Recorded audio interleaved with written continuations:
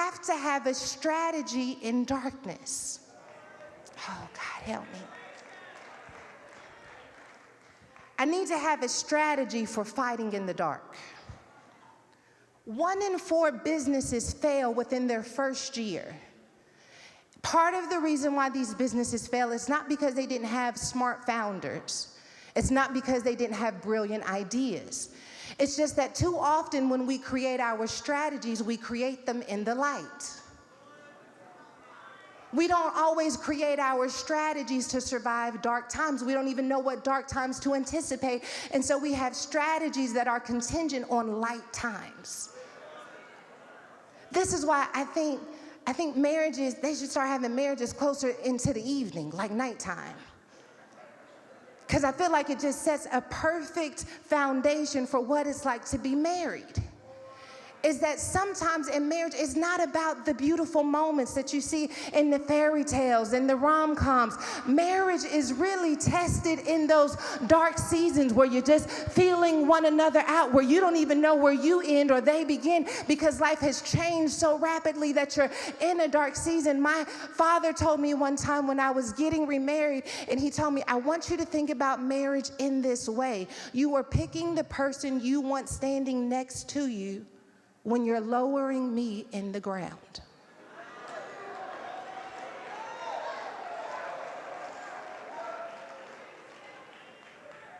We're not talking about who you want to hold hands with when you're watching a movie. We're not talking about who you want to cuddle with. We're not talking about who's going to be funny. We're talking about who you want to be with you in a dark season.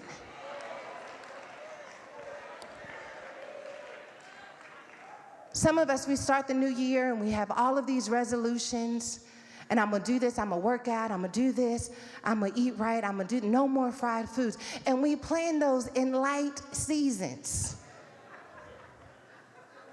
But we don't plan for what happens when we have that long day at work, the kids have gotten on our nerves, we still haven't worked out, and you want me to go home and eat a salad. You see, when I started this diet, it was a light season. I didn't plan for a dark season. And in a dark season, I need a dark piece, 3 please, 2 legs, 1 thigh, and a biscuit. I'm in a dark season. Hand me that chocolate chip cookie. I'm in a dark.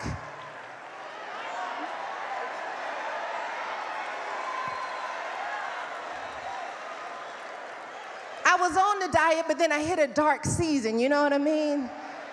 Life just got real hard in this dark season. I was in school, but then the financial aid fell out, and I thought I was going to graduate, but now I've gone through a dark season. I was climbing the ladder, but I didn't realize that the ladder had a glass ceiling at the top. Then I got to the glass ceiling only to find out it was really a cement bottom, and now I'm in a dark season in this job because I planned to break a generational curse, but I didn't know the route was going to take me through a dark season. I wasn't planning to go through a dark season, and you have to have a strategy for dark seasons.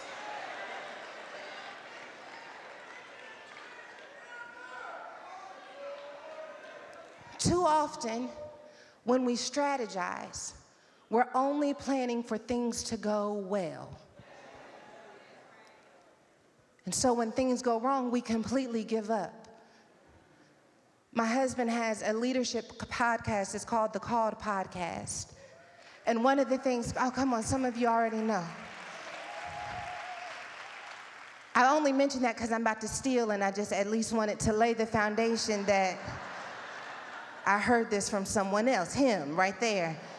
So I didn't want him to get in the car and was like, your sermon was anointed. But there was one part that sounded awfully familiar. He says that sometimes when entrepreneurs start businesses that they're overly optimistic. And because they are overly optimistic, they never plan for what could go wrong. And because they don't plan for what could go wrong, they easily give up. I wonder how much different your strategy would be if you planned for dark seasons. Not so that you can give up, but so that you can survive them. Come on, somebody. Because some of you know how to plan for dark seasons so much so that you find yourself in a depression. But I want you to start planning for a dark season and how you will overcome that dark season. What's the worst thing that could happen? I could lose the job not work out, but you know what? I'll still have my mind. I'll still have the Spirit of God on the inside of me. I'll still have this marriage. I'll still have this friend. I may go through a dark season, but I'm going to go through that dark season. That dark season doesn't get to hold me. I'm planning on going through some dark seasons. I know that I've never seen the righteous forsaken, nor their seed begging for bread. But I also know that the rain falls on the just and the unjust. So my plan for dark seasons is I'm going to learn to praise and worship, even in a dark season. If I can't do nothing else but lift my hands, I can't write a check. The check might bounce, but I'm going to lift my hands because I'm going through a dark season. I don't know whether the child is coming or going because I'm going through a dark season, but I'm still here anyway because I can't afford for that dark season to stay in me. Paul and Silas were going through a dark season. They had been arrested and they were in prison. And they were going through a dark season because they were under attack for preaching the gospel. And when they should have just sat in the prison cell and let themselves be prisoners and let themselves feel ashamed and let themselves feel like two people who had messed up, they did something crazy instead. At midnight, in the middle of the dark, these men start praying and worshiping because I'm in a dark season, but I got night vision. I won't let this dark season keep me from seeing God. I wish you could do a little bit better than that. But I realize some of you are going through a dark season right now, and praying and worshiping in your dark season sounds crazy. But I want you to know when Paul and Silas started praying in the middle of the night, that all of a sudden the ground started shaking.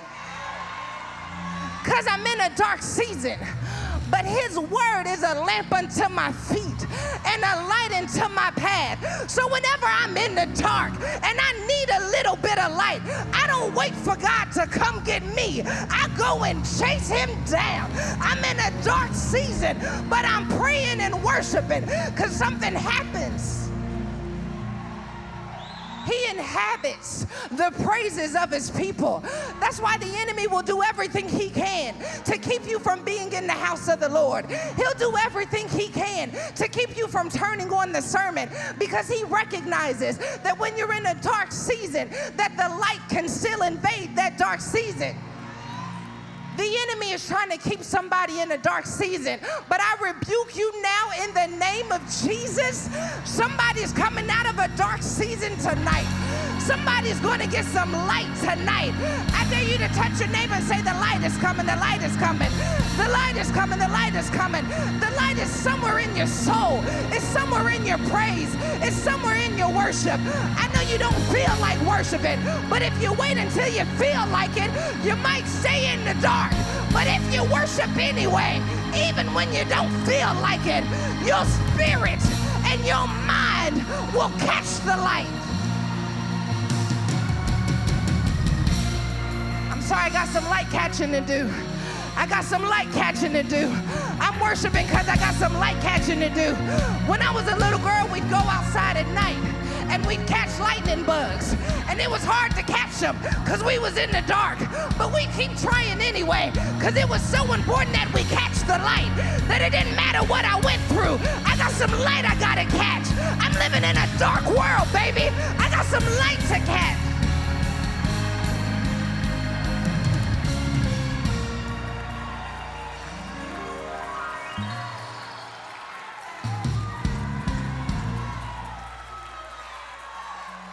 I'ma just, ooh, don't do that yelling stuff.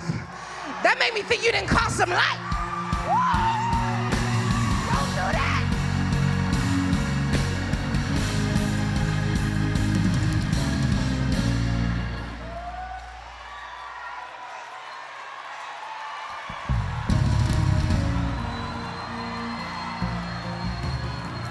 I'm sorry. I feel something happening in this room. It was something about when you beat that drum that made me think somebody was getting some night vision in the middle of a battle. I feel the drums beating because somebody's heart is coming back to life.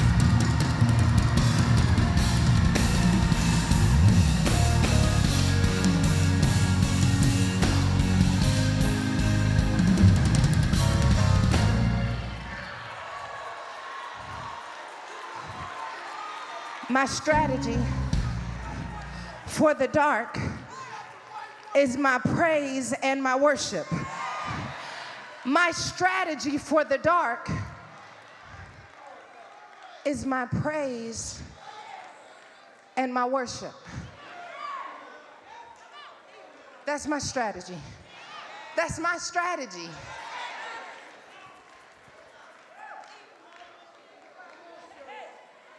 That's my strategy. That's my strategy for the headlines. That's my strategy for the headlines. I'ma just make the ground shake. They building, but I'm gonna make the ground shake. Woo!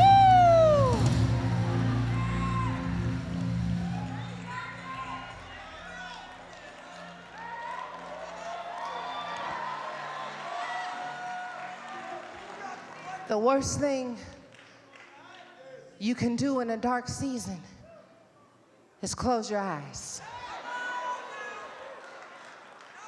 You got to keep your eyes open, because your eyes can adapt in the dark. Isn't it funny that the creator of our bodies, the one who decided what we would need in order to function in this world, created our bodies in such a way that he prepared our eyesight to not just exist in the daylight.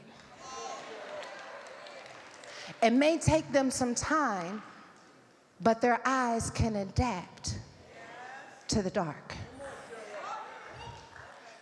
So if you close your eyes in a dark season, you will miss how you can adapt and still see, even in the midst of darkness. If I didn't say nothing else, we could pack up and go home. You were created to see in the dark. I don't know what you're going through in your life, and I know that it may seem like things are turning off, but I want you to understand that God created you to see in the dark, because he needs you to understand that you were created not just for good times, but for dark times. And if you don't keep your eyes open in dark seasons, you cannot see how God is moving, even in the dark. Do you know that we serve a God who can still move even in the dark? That sounded like just a church response. I wish I had some like real, authentic people in this room who would tell you about a time when they were in the darkest season of their life. I don't mean no cute dark. I mean, I don't want to live no more dark. How did you go from being in that dark of a season to where you are now unless we serve a God who knows how to move in the dark? How did you go from that depression that was on your spirit into who you are today unless we serve a God who knows how to move in the dark? How did I go from the 14-year-old girl carrying the baby to the grown woman carrying a word unless we serve a God who knows how to move in the dark? How did you go from being lost and out of your mind into somebody who has the spirit of love, power, and a sound mind unless we serve a God who knows how to move in the dark? Shouldn't even be in this room, but I serve a God who knows how to move in the dark. Shouldn't even have this idea, but I serve a God who knows how to move in the dark. You sit next to some people who are no longer afraid of the dark. How did you get to a point where you were no longer afraid of the dark? Because I saw God move in the middle of the night.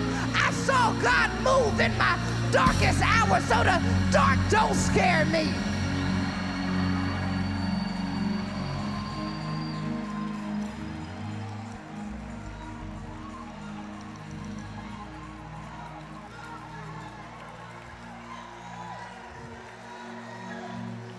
I see now why I've been fighting over this word.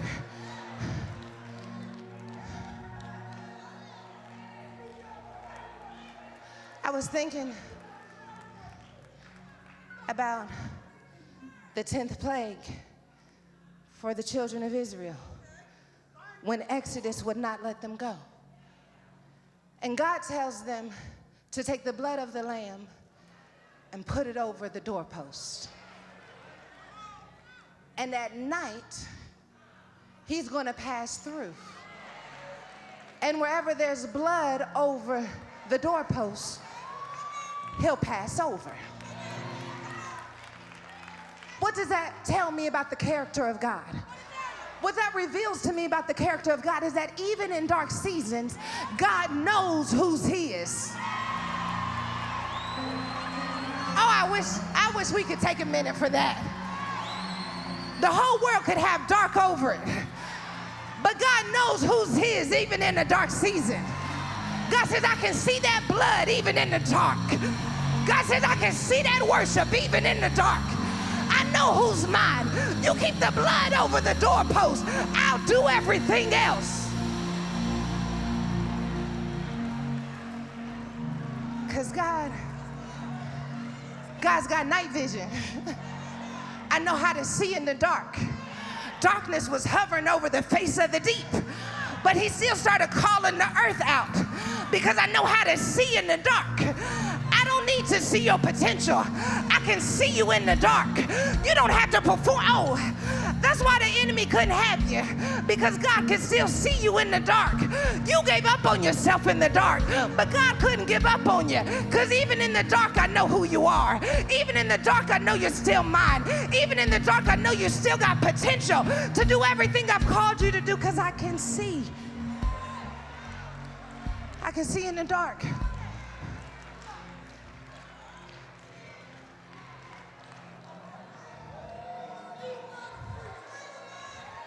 I can see in the dark. I can see in the dark. I'm trying to move, but I want you to know that God can see in the dark. God can see in the dark even when your eyes haven't adapted. God says, I can still see in the dark. He woke Gideon up in the middle of the night. He said, I need you to reduce your army and I need you to invade the camp right now. Gideon says, it's not enough of us. It's too dark. God says, I need you to do what I asked you to do because I can see in the dark. And I'm telling you that sometimes darkness is your advantage. Sometimes darkness is how you get the advantage over your enemy because you think that only you can't see. You don't understand that the enemy can't see either. And because your enemy can't see, but you standing on the side of a man who knows how to take darkness and turn it into light. Dark seasons don't scare you when you're working with the light. I wish I had some gangsters in this. What?